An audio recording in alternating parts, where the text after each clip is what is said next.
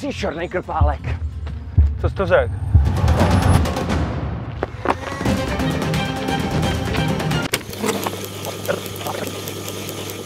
Je to tady, už po 7.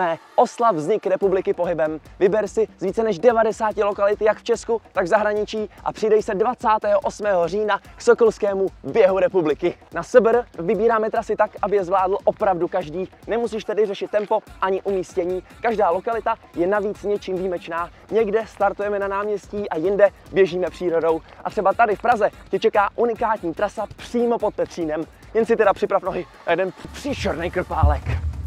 Co jsi to řekl? No.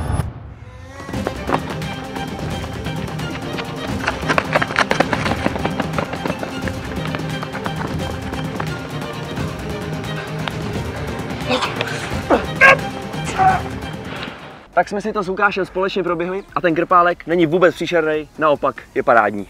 Těšíme se na vás 28. října. Nazdar na startu.